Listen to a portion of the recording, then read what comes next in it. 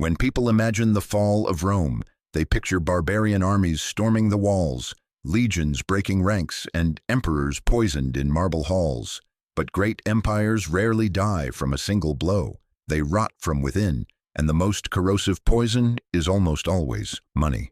Rome didn't just fall to swords and sieges, it collapsed because its currency collapsed. The same force that once united the empire slowly hollowed it out from the inside. And the lessons of that collapse still haunt every modern economy that believes it can cheat value and escape the consequences.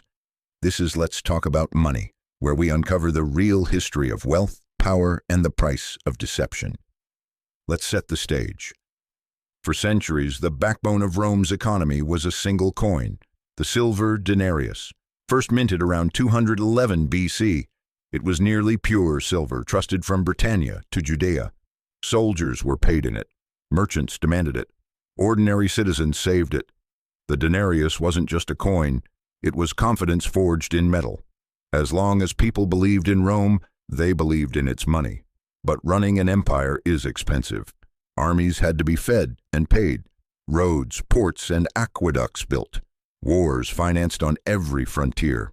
By the 2nd century AD, the empire was overstretched, fighting Germanic tribes in the north, Parthians in the east, and rebellions at home.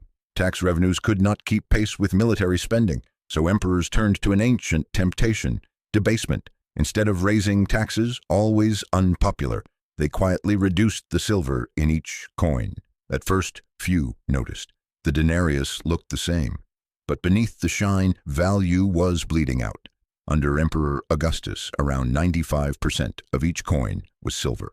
By the reign of Caracalla in the early 3rd century, it had fallen to about 50%. Under Gallienus, barely a century later, it contained less than 5%. A coin once solid had become a bronze disc with a silver wash. People could see and feel the difference.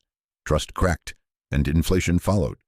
A measure of wheat that once cost 1 denarius suddenly cost dozens. Soldiers demanded higher pay. Merchants refused the coins. Barter returned. Local economies reverted to direct trade because money itself had lost meaning.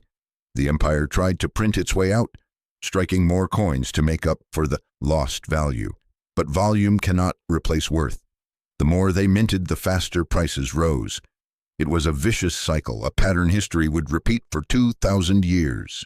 By the mid-3rd century, the crisis reached its breaking point. Historians call it the crisis of the 3rd century, 50 years of chaos between 235 and 284 AD. Invasions, plagues, and civil wars tore the empire apart. Dozens of emperors rose and fell, some ruling only months before assassination.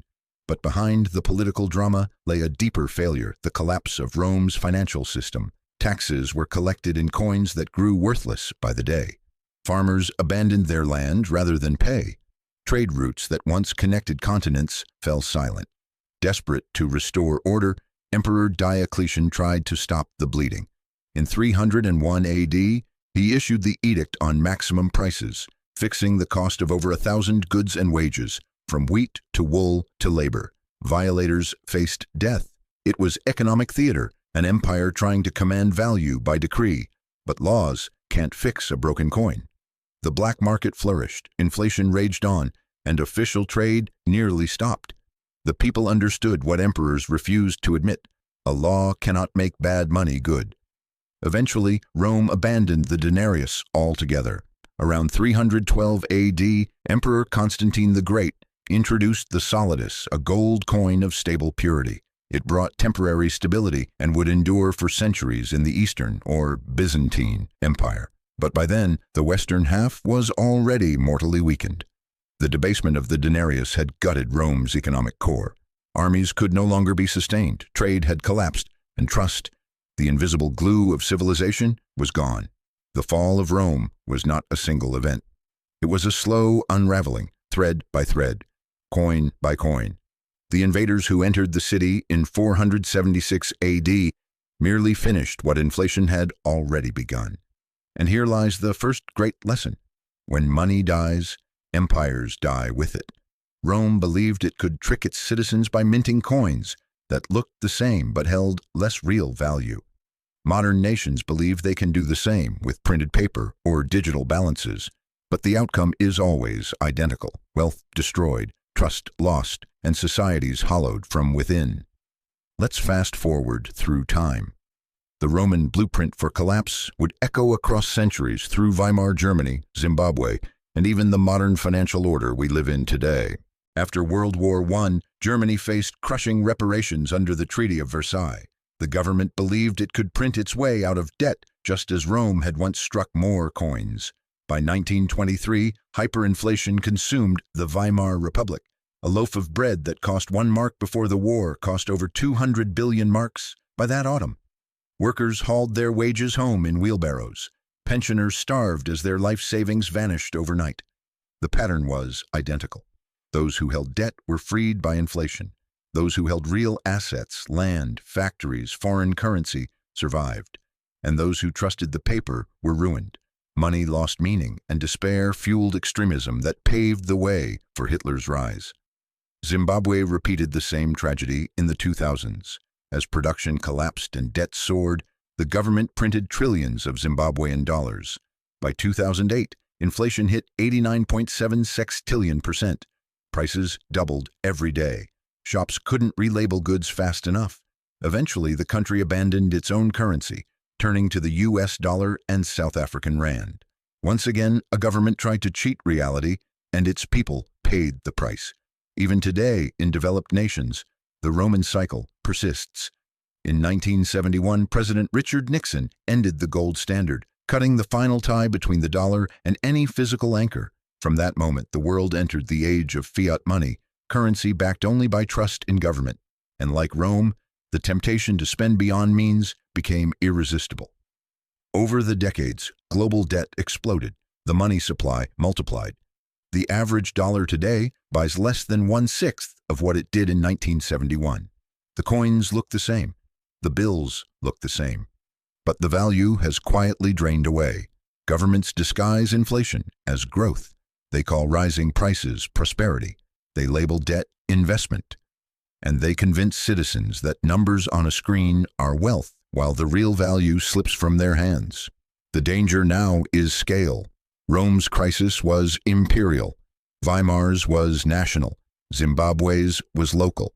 But today, every major economy runs on fiat currency, ballooning debt, and central banks that create trillions with a keystroke. The next collapse won't be confined to one empire. It will ripple through an interconnected world. And history suggests who will suffer most. Not the elites who hold assets, but the millions whose savings and salaries are denominated in fragile money. So what can we learn from Rome's fall? First, inflation is not an accident. It is policy, the silent tax that has toppled empires for 2,000 years. Second, real wealth is found not in paper, but in things that endure: land, skills, productive assets, and knowledge. Third, never assume stability is permanent. Romans in the 1st century would have laughed at the idea that their silver coins could one day be worthless. Germans in 1913 would have mocked the image of wheelbarrows full of cash. And yet, history repeated slowly, then all at once. When money ceases to be real, society begins to unravel. Contracts fail, trade collapses, armies dissolve, and the barbarians at the gate merely finish what began inside the treasury. The story of Rome is not ancient history. It is a mirror, and if we ignore it, it will reflect our own fate. This is Let's Talk About Money, because history doesn't repeat, but if you don't understand it, it will crush you all the same.